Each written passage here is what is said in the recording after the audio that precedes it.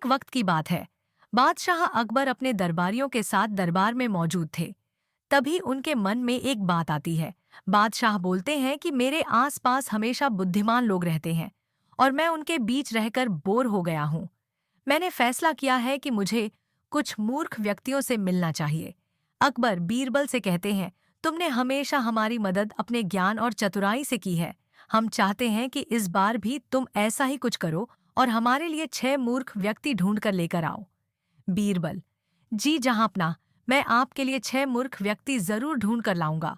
अकबर, हम आपको 6 मूर्ख व्यक्ति ढूंढने के लिए 30 दिन का समय देते हैं। बीरबल, जहांपना, मुझे इतने अधिक समय की आवश्यकता नहीं पड़ेगी। अकबर, ठीक है, अगर तुम उससे पहले ही मूर्ख व्यक्ति ले आ सकते हो तो यह अच्छी बात है।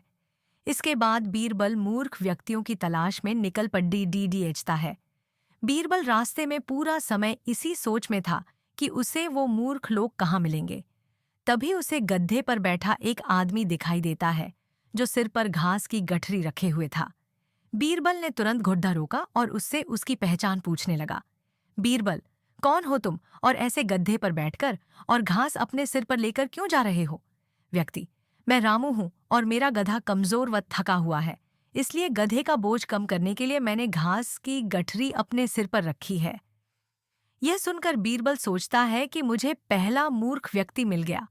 फिर बीरबल उससे कहता है कि तुम जानवरों के बारे में इतना सोचते हो, इसलिए मैं तुम्हें बादशाह अकबर से इनाम दिलवाऊंगा। यह कहकर बीरबल उस व्यक्ति को अपने साथ चलने के लिए कहता है। इनाम की बात सुनकर रामू बीरबल के साथ हो लेता है। बीरबल और रामू कुछ दूर चले ही थे कि बीरबल को 2 व्यक्ति आपस में लड़ाई करते हुए दिखाई दिए। बीरबल उन दोनों व्यक्तियों को लड़ीएचने से रोकता है और उनसे पूछता है कि तुम दोनों कौन हो और किस बात के लिए लड़ीएच रहे हो? पहला व्यक्ति, जनाब मेरा नाम चंगू है।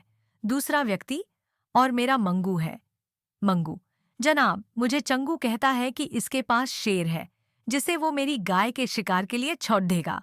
चंगू, हाँ मैं ऐसा ही करूंगा और मुझे बहुत मजा भी आने वाला है। बीरबल, कहाँ है तुम लोगों की गाय और शेर? मंगू, जनाब जब भगवान हमें वरदान देने आएंगे तो मैं उनसे गाय मांगूंगा और चंगू शेर मांगेगा जिसे यह मेरी गाय पर छोड़ाने की बात कर रहा है। बीरबल, अच्छा यह बात है। उनकी बातें सुनकर बीरबल समझ गया कि उन्हें 2 और मूर्ख व्यक्ति मिल गए हैं। बीरबल इनाम की बात कहकर उन्हें भी अपने साथ ले लेता है। उन तीनों को लेकर बीरबल अपने घर पहुंचता है और फिर सोचने लगता है कि बाकी के मूर्ख व्यक्ति कहाँ से ढूंढ कर लाऊं। बीरबल उन तीनों मूर्खों को अपने घर में ही रहने के लिए कहकर बाहर चला जाता है। जब बीरबल और मूर्ख लोगों को ढूंढने के लिए बाहर आता है तो उसे एक व्यक्ति दिखाई देता है जो कुछ ढूंढता रहता है। बीरबल उसके पास जाकर पूछता है कि आप क्या ढूंढ रहे हैं?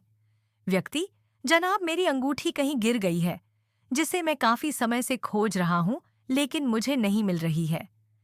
बीरबल, क्या आपको पता है कि अंगूठी कहाँ गिरी थी? व्यक्ति, दरअसल मेरी अंगूठी यहाँ से दूर उस पेड़ डीएच के पास गिरी थी, लेकिन वहां अंधेरा होने के कारण मैं यहाँ उसे ढूंढ रहा हूँ। बीरबल, अच्छा यह बात है, आप कल हमारे साथ बादशाह के दरबार में चलो। मैं बादशाह अकबर से आपको दूसरी अंगूठी देने के लिए कहूंगा। व्यक्ति, अच्छा ठीक है फिर। खुश होकर अगले दिन सुबह बीरबल दरबार में उन चारों मूर्खों को लेकर पहुंचता है। बीरबल, बादशाह अकबर, मैं आपके कहे अनुसार मूर्ख व्यक्तियों को ढूंढ कर ले आया हूं। अकबर, बीरबल, तुमने तो एक ही दिन में मूर्ख व्यक्ति ढूंढ लिए। क्या हमारे राज्य में मूर्खों की संख्या अधिक है और तुम यकीन के साथ कैसे कह सकते हो कि ये व्यक्ति मूर्ख है? बीरबल ने बादशाह से सारी बातें बताईं। फिर अकबर कहते हैं कि ये तो केवल 4 ही लोग हैं, बाकी के 2 मूर्ख कहाँ हैं? बीरबल, जहांपना, यहाँ पर 6 मूर्ख व्यक्ति हैं।